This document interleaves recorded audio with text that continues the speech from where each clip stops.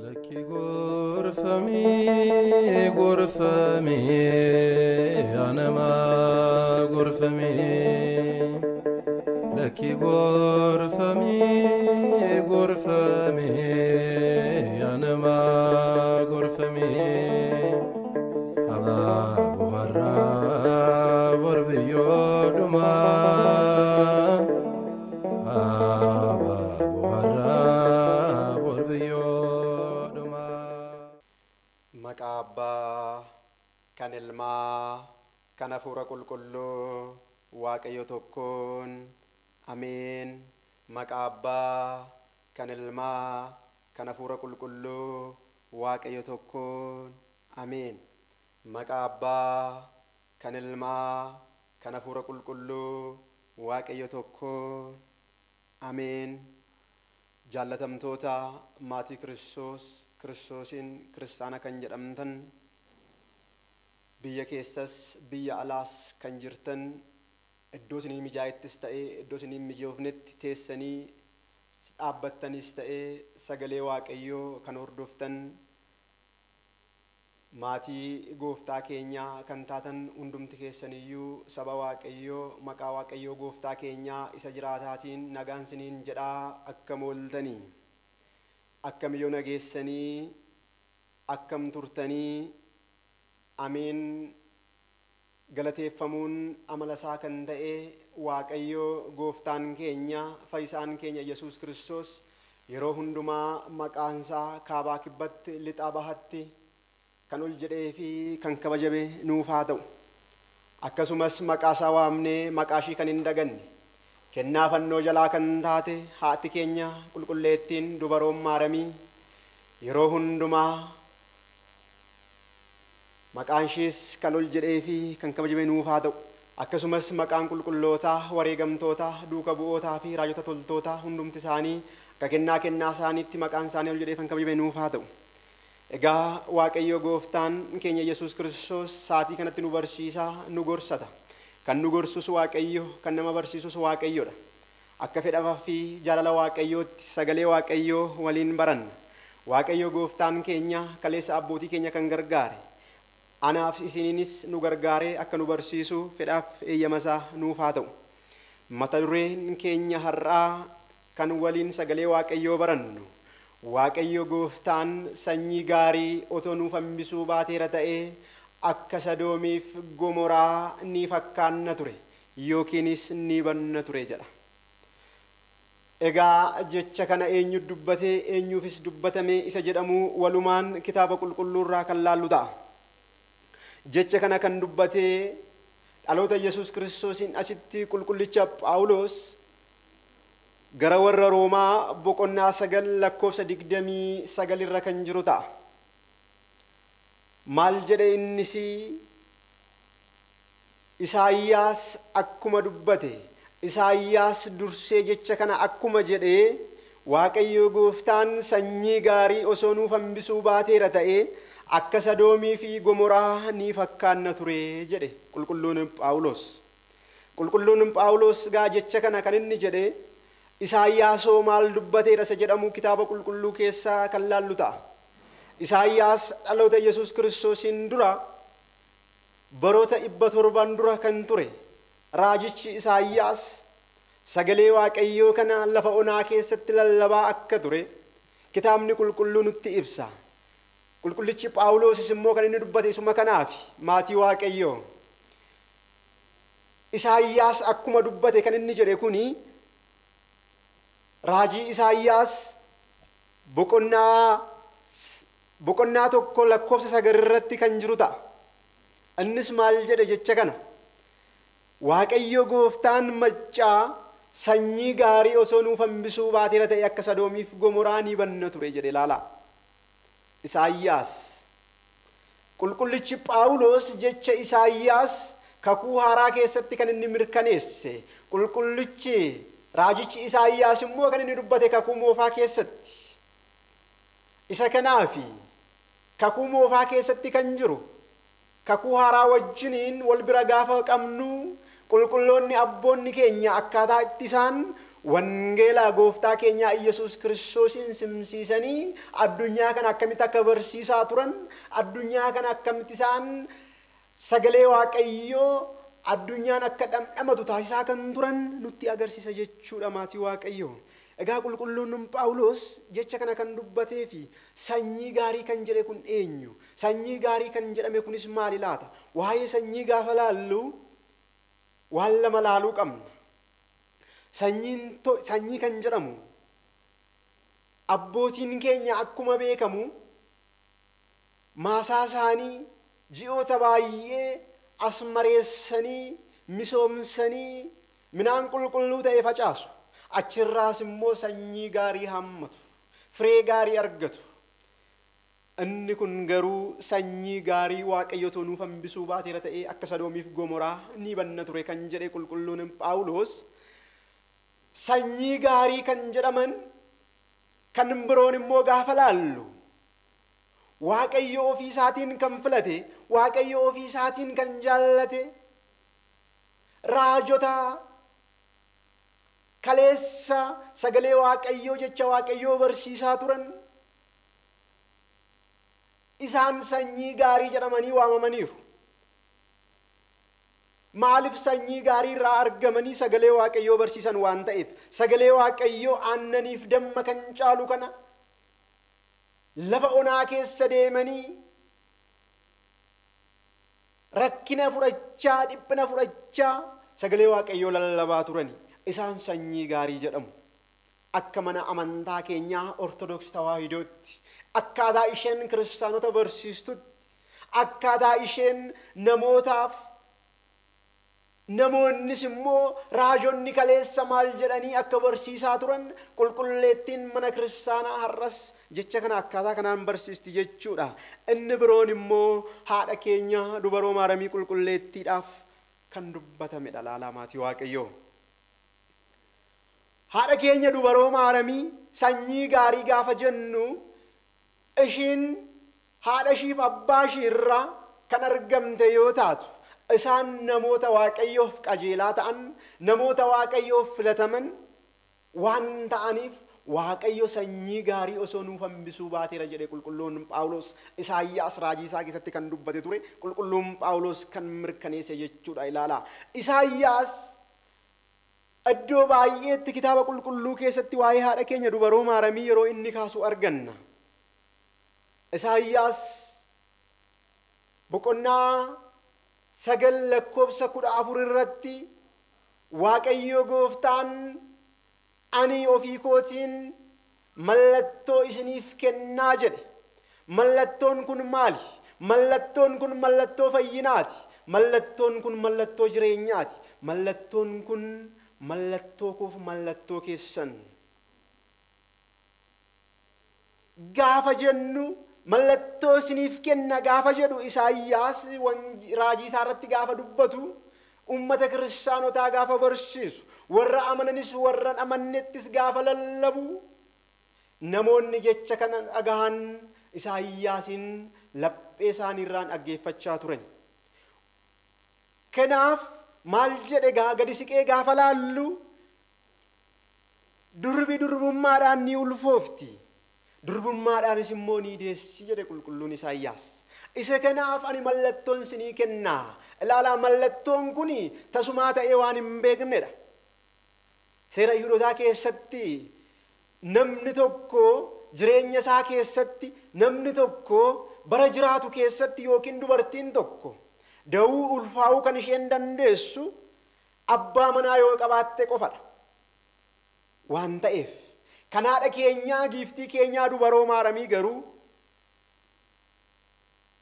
isa kana hundumarraa addadha. Maaltu adda ishee taasise? Maaltu adda taasise gaafa jennu gooftaan keenya Iyyasuus Kiristoos sanyii Addaam hundumaaf Addaam gaafa balleessu, Addaam gaafa yakku.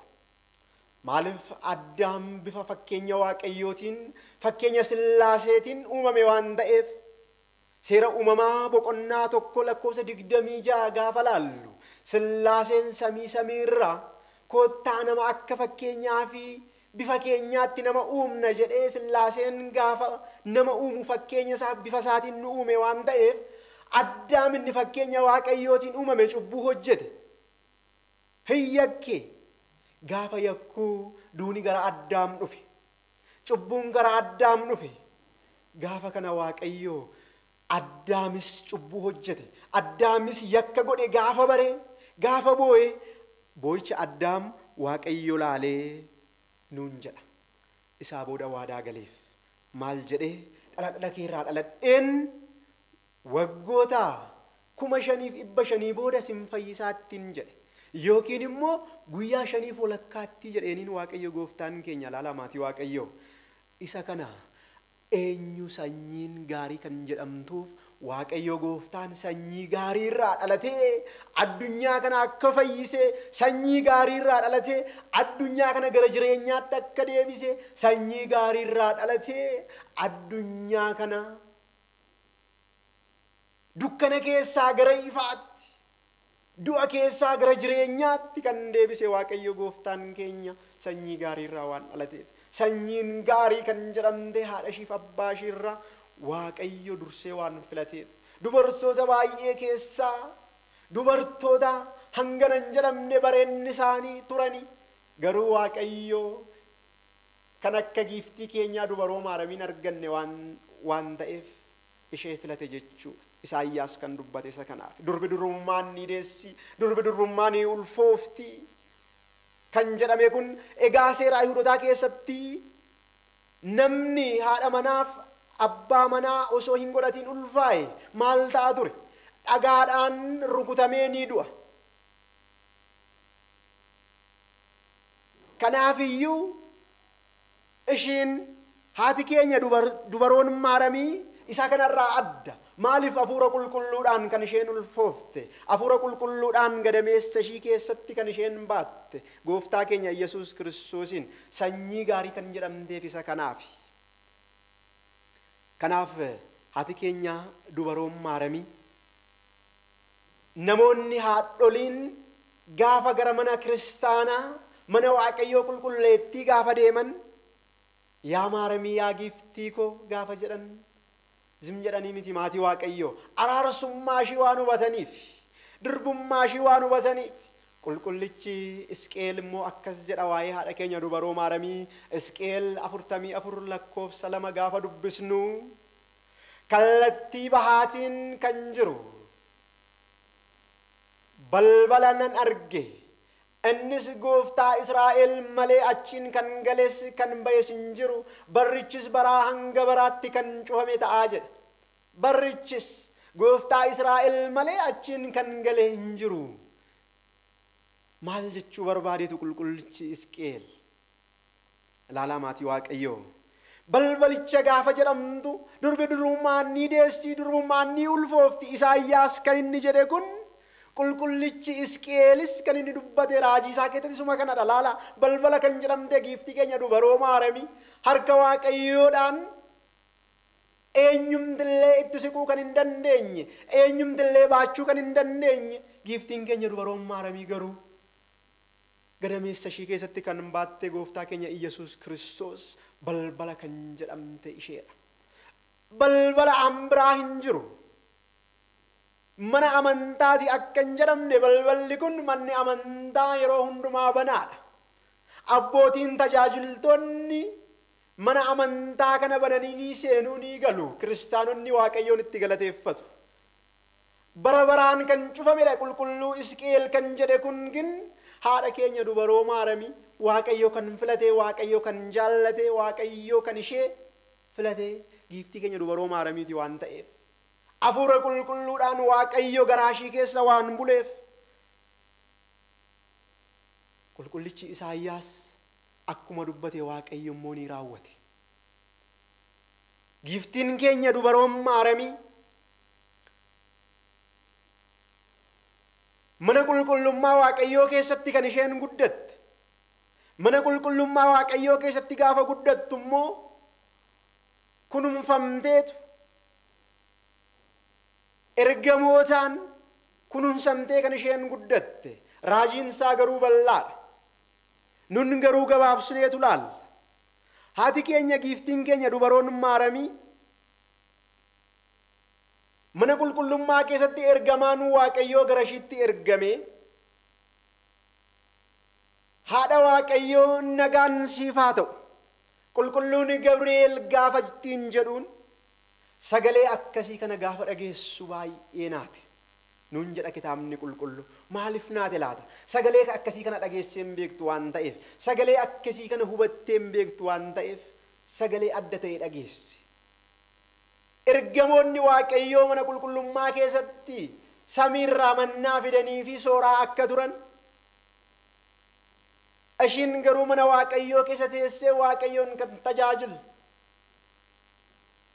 aarsaa taatee Waaqayyoof kan kennamte giiftiin keenya dubaroo Maaramii ergamaan Waaqayyoo gara ishiitti dhufee nagaa gaafate nagaa inni gaafate kunis immoo maali nagaa Waaqayyooti anaaf sin har'a nagaa akkamii wal gaafanna laata anaaf sin nagaa akkamii walii kennina laata maatii Waaqayyoo tokkoon keenya ofaa ilaallu bakka jirrutti bakka hojjennutti bakka dhaabbannutti nagaa akkamii qabna laata ergamaan Waaqayyoo garuu haadha keenya dubaroo Maaramiif nagaan siif haa ta'u ittiin jedhe nagaa kana garuu nagaan bakka lamatti ilaaluu dandeenya isa dura wangeela Luqaas boqonnaa 1 lakkoobsa 11 kaasnee gaafa laallu kana dura eenyutu nagaa kana argatee eenyuufis nagaan kun kenname isa jedhamu kan laallu ta'a qulqullichi Zakkaariyaas mana Waaqayyoo keessatti yeroo inni Waaqayyoon galateeffatu yeroo inni Waaqayyoo fuuldura dhaabbatu nutti hima kitaabni qulqullu yeroo kana ergamaan Waaqayyoo Zakkaariyaas Waaqayyoon abbaan keenya qulqullichi Zakkaariyaas Waaqayyoon tajaajilaa ture tajaajillisaas Waaqayyoo bira akka ga'eef tajaajillisaas innis lapheesaa qulqulluun Waaqayyoo fuuldura waan dhaabbatuuf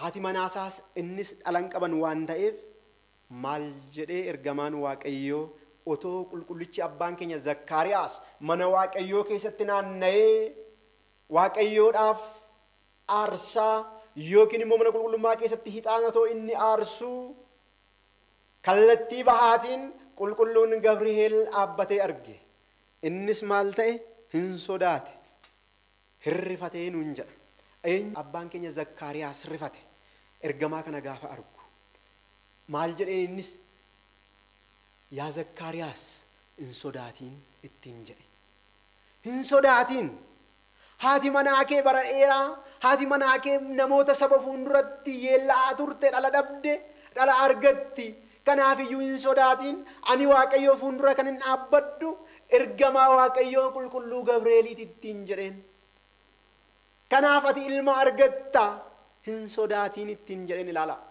haadha keenya dubaroo Maaramiitiin garuu maal jedhe nagaan siif haa ta'u jedhe isheen haadha nagaati waan taateef isheen haadha nageenyaati waan taateef nagaan siif haa ta'u jedhe ilaala ergamoonni Waaqayyoo eenyu akka isheen taate dursanii waan beekaniif isa isaan baachuu hin dandeenye isa isaan qabachuu hin dandeenye giiftiin keenya dubaroo Maaramii garuu garaashitti waan baatte maal jedhe ergamaan Waaqayyoo nagaan siif haa ta'u haadha nageenyaati kaa addunyaan kun nageenya dhabdeetti addunyaan kun jaalala dhabdeetti addunyaan kun nageenya waan hin qabneef nageenya akka argattu addunyaan kun karaa haadha keenya giiftii dubaroo Maaramii akka ta'e Waaqayyoo dursee Addaamiif waadaan kan galeef isa kanaaf waan ta'eef qulqullicha Zakkaariyaasiin garuu maal jedhe hin sodaatiin ittiin jedhe dhala argatta gaafa jedhu abbaan keenya Zakkaariyaas maal jedhe ani akkamitti ta'uu danda'a kun ani dulloomeera haati manaa koos dulloomteetti umuriin keenya garuu darbeera akkamitti ta'uu danda'a ittiin jedhe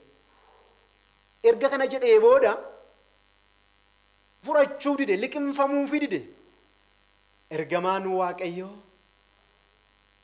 Zakkaariyaas ani fuula Waaqayyoo fuuldura kan hin dhaabbadhu Gabri'eelidha kanaafiyyuu jecha kana dhaga'uu diddeetta furachuu diddeetta hamma kun ta'utti garuu arrabni kee ni hidhama arrabni kee didaa ta'a hin dubbattu hamma kun ta'utti hamma agartutti ittiin jedhe ergamaan Waaqayyoo gara dhufetti deebi'ee nuun jedha gara haadha keenya giiftii keenya Maaramitti gaafa deebinu immoo nagaan siif haa ta'u erga jedheeniin booda giiftiin keenya dubaroon Maaramii yaada ishiitiin baay'ee dhiphatte.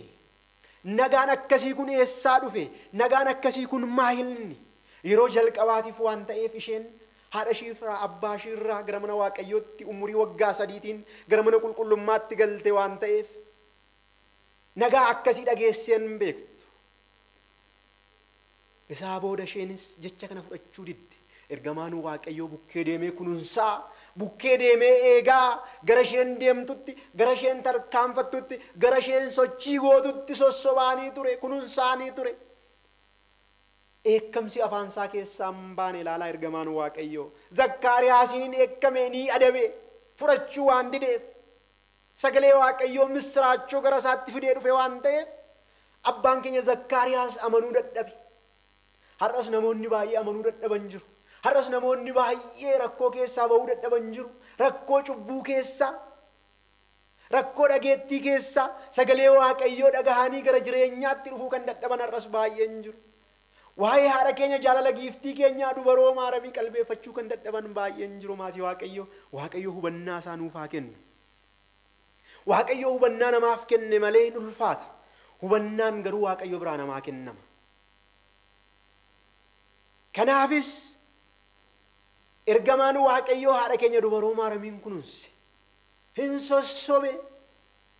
Maaliif hin abaarre kaa akka qulqulluu Zakkaariyaasiin abaare? Abaaruun danda'u kaa maaliif yoo jenne immoo isheen haadha Waaqayyooti. Uumamtoota, uumaa gadi uumamtoota ol kan taate giiftiin keenya dubaroon maaramii karaa ishiitiin jireenyi kan argame, raajonni kakuu moofaa keessatti dubbachaa kan turan, qulqullichi Isaayyaas jechaa kan inni ture. Isaayyaas boqonnaa 60 lakkoofsa 14 irratti waa'ee haadha keenya dubaroo maaramii kana baay'isee kan dubbate ilaalaa. Kanaafis eekkamuu hin dandeenye. Maaliif? Hunduma keenyatti mee gara laphee keenyaatti deebinee ofaa ilaallu. Maaliif eekkamuu dide? Innoo ergamaa Waaqayyooti. Ishiin isa ergamaan hin baanne ammas gadameessa ishii keessatti waan baattuuf. Ishiin samiif lafti baachuu kan hin dandeenye isheen kan baattuuf. Kirubeeliif Suraafeel koochoo isaanii diriirsanii Waaqayyoo fuulduratti yeroo dhaabbatan koochoo isaanii lamaan fuuldura Waaqayyoo, koochoo isaaniitiin lamaan, fuula isaanii lamaan,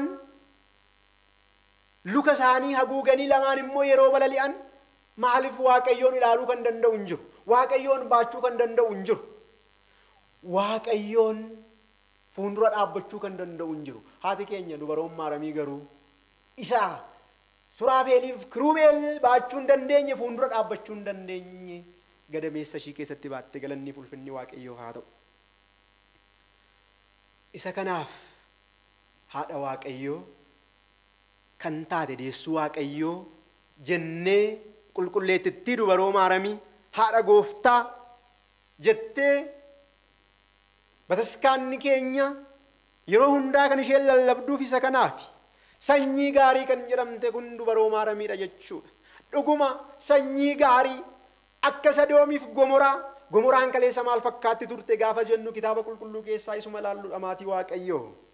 Gomoraan sagalee Waaqayyoo dhaga'uu waan diddeef, sagalee Waaqayyoo qalbeeffachuu waan dhiisaniif sabni Gomoraa keessa jiraatan hundi isaanii yakkaniiru waan ta'eef, Waaqayyoon gaddisiisaniiru waan ta'eef hin dhumani. Abiddi samiirraa gadi bu'ee isaan nyaate. Kanaaf sanyiin kun immoo kan nuuf hafte giiftiin keenya dubaroo maaramii sanyii Daawit, sanyii Abrahaam, ummata Waaqayyoo sanyii Abrahaam, sanyii Daawit keessaa giiftiin keenya dubaroo maaramii kan isheen argamte. Sanyiin inni biroo isa kanadha. Haa qalbeeffannu. Waaqayyoo qalbeeffannaa isaa nu hunduma keenyaaf haa kennu. Lakki gorfamee anamaa gorfamee. Lakki gorfamee anamaa gorfamee. Abaa bu'aarraa borbiyyoo dhumaa.